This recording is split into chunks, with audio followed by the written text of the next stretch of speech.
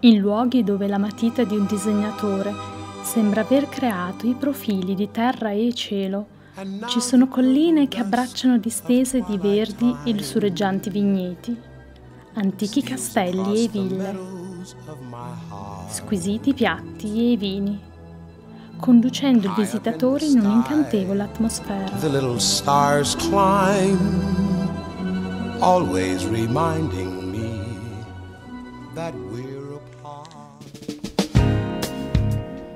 Ciao, sono Stefania Ruffo. Benvenuti nella pedemontana Collina Veneta.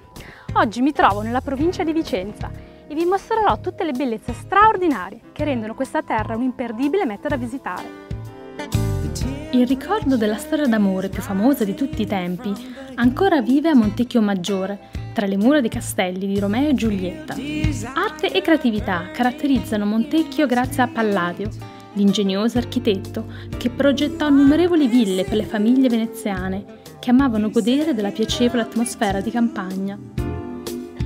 Da qui procediamo verso Valdagno e Schio, prosperose città legate al settore tessile già nel XVIII secolo, mostrano vari segni che testimoniano il loro passato industriale. Andiamo a visitare il giardino Jacquard, un luogo meraviglioso dove sembrerà di perderti immerso in un tale paradiso. Ora proseguiamo col nostro viaggio. Thiene, caratterizzata da eleganti piazze e decorazioni, ti affascinerà anche per il castello Porto Colleoni, nella sua splendida combinazione di fattoria, castello e villa. Ogni dettaglio mostra la sua nobile origine e sembra che il tempo non sia mai passato. Continuiamo verso la prossima tappa.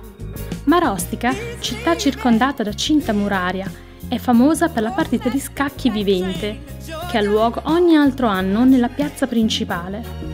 È un evento unico nel suo genere, che ti porterà indietro nel tempo tra storie d'amore, nobili famiglie e sfide tra cavalieri. Ora, come ultima meta, raggiungiamo la città della Grappa. Bassano del Grappa ti accoglierà nella bellezza di una città che riflette i nitidi suoi contorni nel fiume attraversato dal ponte di legno degli Alpini, dove potrai anche degustare la sua famosa grappa. Andiamo ad assaggiare le specialità gastronomiche che rendranno il tuo viaggio ancora più gustoso. Soppressa vicentina, abbinata al durello, uno spumante fresco dai toni minerali. Bigoli con l'arna, pasta fatta in casa con ragù all'anitra, serviti con un cabernet tannico e di corpo. Baccalà alla vicentina, con vespaiolo, un vino che ricorda profumi di mandorla e frutta matura. Treccia d'oro, dolce locale abbinato al torcolato, un vino dalle noti di miele e fiori d'acacia. Piatti e vini che riflettono la varietà di una terra ricca di tradizioni.